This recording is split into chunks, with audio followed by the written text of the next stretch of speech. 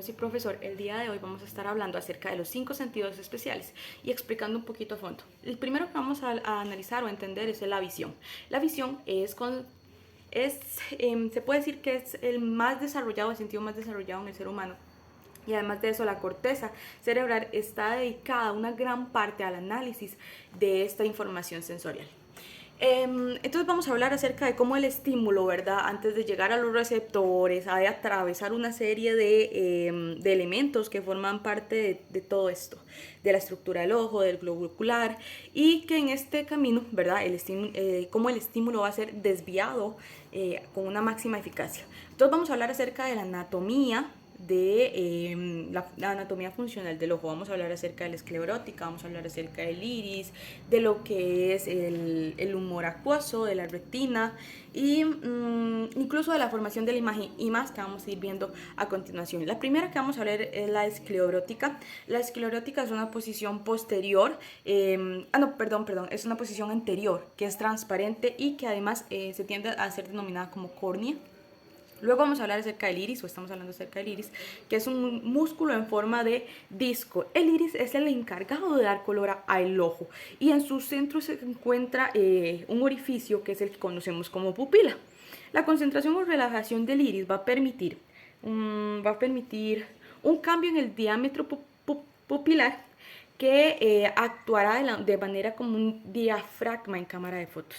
El cristalino, que es parte es situado por detrás del iris y es una lente biconvexa, formada por fibras, que son células sin núcleo extendidas longitudinalmente, cuya neoformación es continua a lo largo de la vida.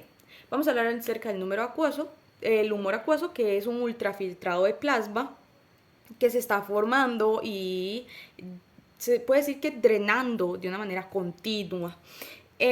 Por detrás del cristalino, por esta razón, por detrás del cristalino está lo que llamamos este humor vítreo, que es una sustancia gelatinosa y transparente que va a tener un alto contenido de agua. La retina, o también se le puede conocer, se le dice también capa nerviosa, eso es porque se extiende en la parte, en una porción posterior del globo ocular y es la capa más interna y en ella se concentran lo que se llama fotorreceptores, que más adelante se va a explicar mejor qué significa. Los fotorreceptores se dividen en conos y bastones. Los fotorreceptores cubren toda la parte posterior del ojo, a excepción de la mancha ciega, que se llama, o también se le conoce como disco óptico, que es una zona donde inicia el nervio óptico. En la parte posterior se distingue una mancha, ¿verdad? Que le llamamos una mancha amarilla, denominada máscula la lútea, que contiene una depresión, la fovea, que se caracteriza por ser la zona de máxima agudeza visual. Por último, en esta etapa vamos a hablar acerca de la formación de la imagen, que los ojos pues son transductores, ¿verdad? Que se encargan de convertir lo que es toda la energía que recibimos en energía electromagnética, en potenciales de acción que son comprensibles para el cerebro. La luz, al reflejarse en los objetos que nos rodean, es cuando va a pasar a ser enfocada en la retina, ¿verdad? Dando señales eléctricas al cerebro que producirán una sensación visual. Para esto vamos a pasar por etapas, ¿verdad? Que una se llama óptica, de hecho, óptica fisiológica. El ser humano, la luz es percibida cuando dicha radiación se va a encontrar, se dice que entre 400 y 700 nanómetros, ¿verdad? De longitud de cada una, o de cada onda. Este rango de longitudes de onda es denominado luz visible. La transmisión de la luz sigue lo que son las leyes de reflexión y refracción. En este paso vamos a ver que nuestro sistema óptico llega a lo que es la luz reflejada procedente de los objetos iluminados, que le ha de atravesar una serie de medios que se comparten como un sistema de lentes. Siguiente, ¿verdad? Es la potencia de una lente, o también conocido como poder de refracción. Este se define como el inverso de la distancia focal media en metros. Lo que quiere decir es que el sistema óptico ocular, lo que son los rayos luminosos, han de atravesar lo que es varios medios con diferentes índices de refracción. Esto con el objetivo, porque es un conjunto de sistemas de óptico ocular que se comportan como una lente convexa se llama, haciendo converger los rayos luminosos sobre un punto posterior. Posterior al ojo, que es el punto focal de todo este sistema, ¿verdad? Cada uno de los lentes es responsable de una parte súper importante de la convergencia de los rayos sobre el foco, o lo que llamamos también retina. Debido a su radio de cobertura, vamos a hablar acerca de que los dos son con mayor importancia, son la córnea y el cristalino, ¿verdad? Ahí lo vamos a dejar, porque vamos a hablar también acerca de algo muy importante en la visión, ¿verdad? Que es la acomodación. El reflejo de acomodación va a permitirnos varios cambios en lo que es el radio de curvatura del ojo. Del cristalino, disculpa. Cuando los rayos proceden de un objeto lejano, llegan paralelos hasta el ojo y con la potencia mínima de la lente se produce lo que se llama refracción suficiente para que la imagen se forme en el foco. Cuando el objeto está cercano, los rayos procedentes del mismo divergen y la potencia anterior no va a ser suficiente, ¿verdad? Los rayos son, entonces, dan como se produce lo que es la imagen la imagen que se va a formar por detrás de la retina, o bien fuera de foco, o como le conocemos mucho, ¿verdad? Que nos pasa muchísimo en muchos casos, es que está desenfocada. Vamos a hablar también acerca del reflejo pupilar. El reflejo pupilar es otro mecanismo que contribuye a la formación de imágenes, de lo que es la regulación de la cantidad de la luz, que esta va a alcanzar una capa retiniana. El contenido pigmentario que vamos a usar es lo que va a determinar el color del iris. Se dice que el color del iris, los que tienen un contenido a lo largo de un bajo contenido, va a dar lugar a lo que son los ojos claros, los azules, los verdes, ¿verdad? Mientras que un alto contenido de esto va a proporcionar lo que es el color de ojos oscuros.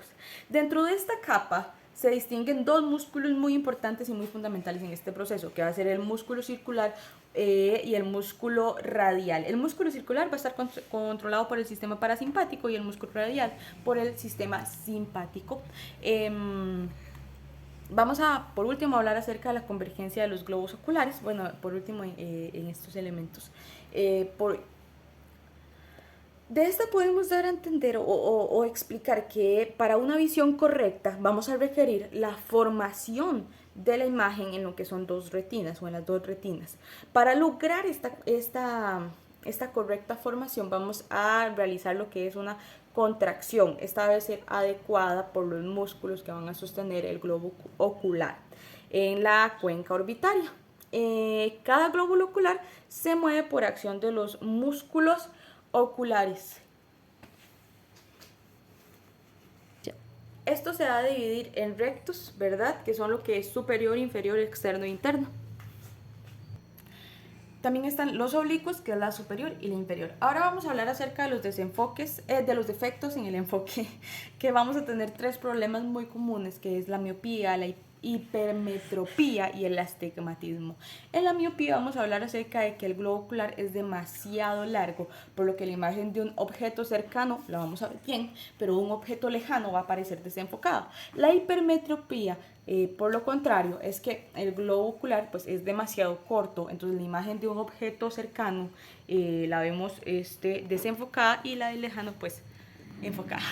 El astigmatismo también es cuando los radios de la curvatura de la córnea o del cristalino no son iguales en todos los planos. Entonces, ¿qué produce? Esto es lo que va a producir lo que es el astigmatismo, porque se hace que unos rayos se refracten más que otros y se obtenga una imagen muy desenfocada. Vamos a hablar acerca de la retina. como tal, ¿verdad? Hay una explicación basada en eso, que es la retina. Y la capa más interna del globo ocular, como lo dijimos anteriormente, es donde se va a realizar todo el proceso de la fototransducción y que está formada por 10 capas que están situadas de tal manera que la luz debe atravesarlas, ¿verdad? Entonces, debe atravesarlas para que se pueda realizar lo que es la foto, todo el proceso de las fotorreceptoras. Las células encargadas o las células fotorreceptoras son las que establecen esa sinapsis que sobre las células horizontales y bipolares. Las fotorreceptoras, como dijimos anteriormente, ¿verdad? Son las que se dividen en conos y bastones. Los conos y los bastones son los tipos de células fotorreceptoras en los vertebrados. Captan la energía luminosa y la convierten en señales eléctricas que luego en los discos membranosos se encuentran pigmentados visuales, siendo esta la región la encargada de realizar toda la fototransducción. Estos, una vez sintetizados, son transportados y se incorporan a la membrana de los discos, y en caso de los bastones son muy sensibles a los cambios de la luz, ya que son los umbrales, por decirlo de una manera, que tienen una dirección baja con una detección muy baja, por lo que se entra en el funcionamiento de la cantidad de la intensidad luminosa. La visión es que es escotópica, presenta una agudeza relativamente baja, ya que no se puede discernir en los detalles de un objeto o apreciar su color.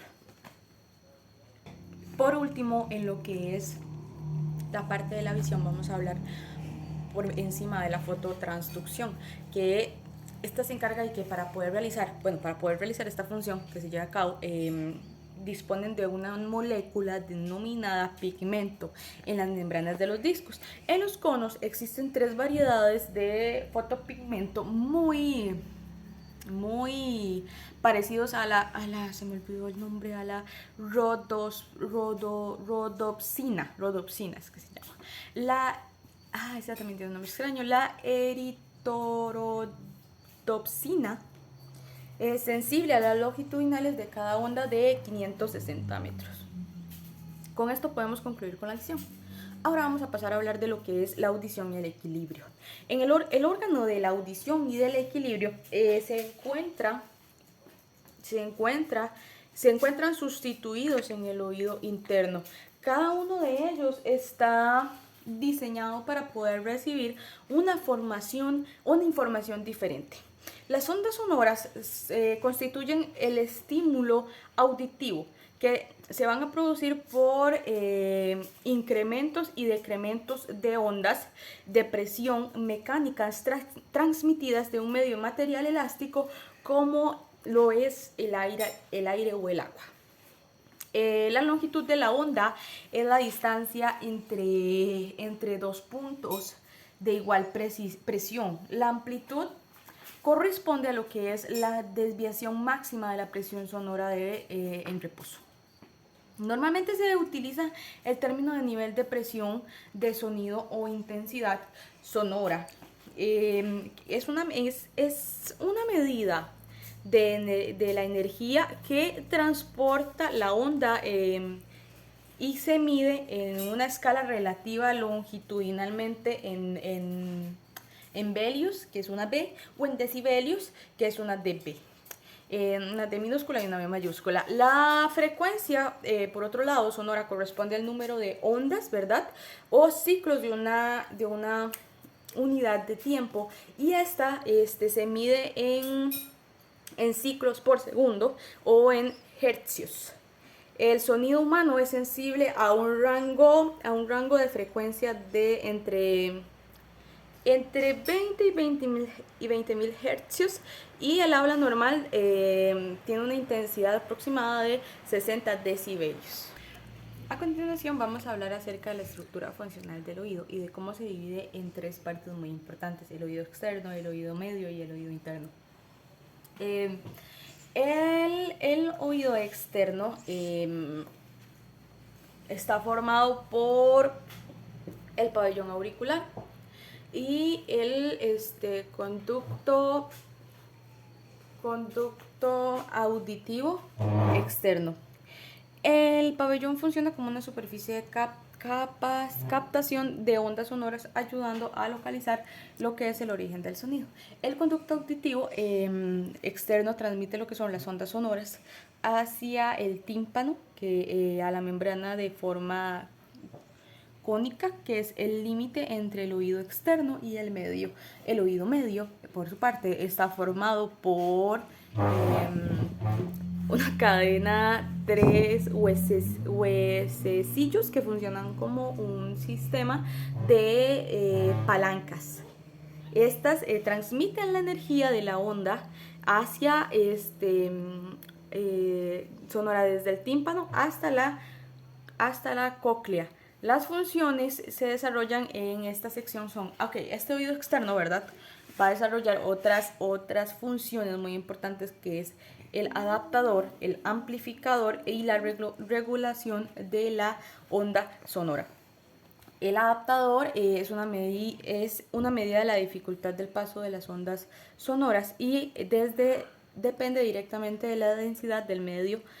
Así la transmisión del sonido del aire al líquido es muy ineficaz. La estructura del oído medio permite salvar esa diferencia y realizar lo que es una transmisión que garantice que la onda no se agote en su recorrido y pase al siguiente elemento con suficiente intensidad.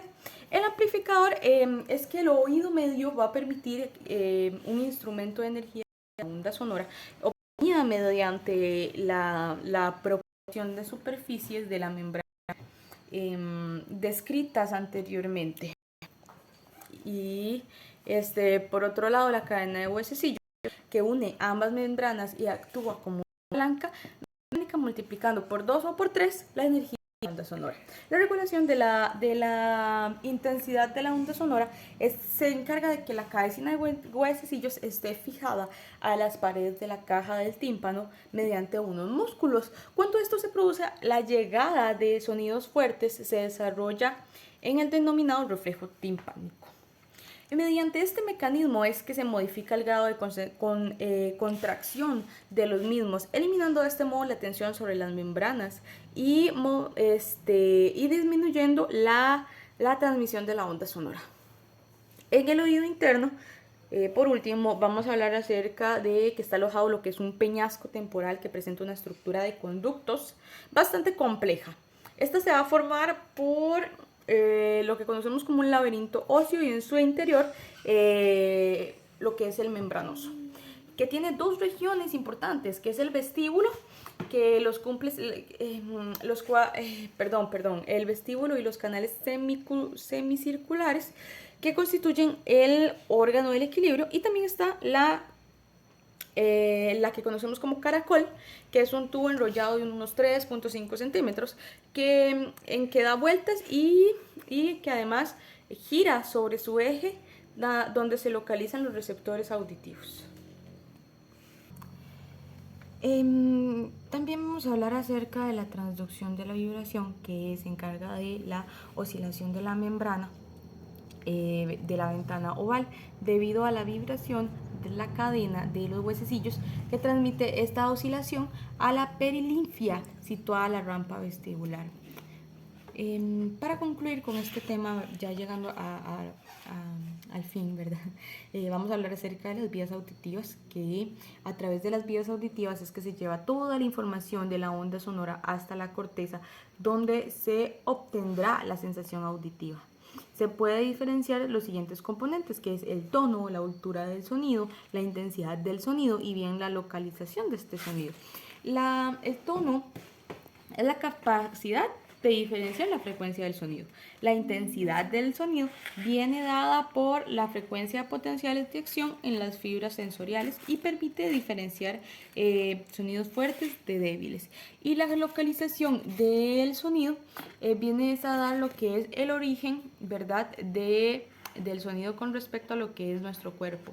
Es posible conocerlo por la forma con que se procesa la información procedente de cada oído. Si la fuente del sonido está más próximo a un oído que a otro, existirá lo que es un retraso sonoro entre la llegada del estímulo a cada oído. Ahora vamos a proceder a hablar acerca de lo que es el gusto. El gusto es la mucosa lingual que se encuentra en pequeñas proyecciones denominadas papilas gustativas. En ellas vamos a encontrar los botones gustativos y estos botones se localizan en las papilas de la lengua. En la mucosa del paladar blando y que incluye también la úvula, la epiglotis, la faringe e incluso el primer tercio del encéfalo. Vamos a incluir 4 sabores primarios bases, ¿verdad? Que son dulce, salado, ácido y amargo. La complejidad del sabor de los alimentos es debida a la mezcla de las diferentes modalidades gustativas y añadidamente a la información olfatoria, ¿verdad? Se añade esto, la sensibilidad olfatoria. Para esto vamos a hablar, existen los diferentes estímulos que son para el estímulo ácido, el estímulo salado, el estímulo amargo y el estímulo dulce. Los potenciales de acción desencadenados por un estímulo gustativo se transmiten a través de los nervios gustativos o a través de la famosa sinapsis a la hora de determinar si un sabor es agradable o desagradable. No solo interviene un tipo de estímulo, sino que la concentración del estímulo también participa en la sensación. Su función al hacer todo esto es proteger al sistema de lo que estamos ingiriendo. Ahora seguimos con la sensibilidad olfatoria, ya estamos concluyendo, nos falta sensibilidad olfatoria y tacto. En la sensibilidad olfatoria tenemos lo que es el epitelio olfatorio, que es una pequeña zona de 2.5 centímetros cuadrados en el techo de las fosas nasales, bajo la lámina fibrosa de la etmoides. El aire al penetrar en la cavidad nasal, debido a lo tortuoso de sus paredes, desarrolla una serie de turbulencias a las sustancias al contactar con la mucosa olfatoria. En dicho epitelio hay células de sostén y células sensoriales o células olfatorias que son aproximadamente 10 millones. Estas recambian cada 30 días. Los estímulos olorosos son difíciles de calificar porque existen al menos unos 10.000 estímulos diferentes. Entonces, como calificarlos, ¿verdad? Es complicado, pero sabemos que se agrupan, o que son agrupados de una manera muy subjetiva en múltiples calificaciones. Dentro de ellas, una de las más comunes se clasifica los 7 olores primarios. Los 7 olores primarios van a ser el alcanforado, el almizcalado, el floral, el mentolado, el etéreo, el acre y el putrido. Los receptores también olfatorios van a ser muy sensibles, es decir, los umbrales de estimulación son muy bajos. Unas pocas moléculas son de una sustancia química que son suficientes para detectar la sensación de un olor. El umbral de excitabilidad o límite absoluto define lo que es la concentración mínima de cada sustancia necesaria para reconocer que huele a algo. La transducción olfatoria se realiza al unirse una molécula disuelta en la capa de moco a las moléculas receptoras situadas en los cilios en los receptores olfatorios.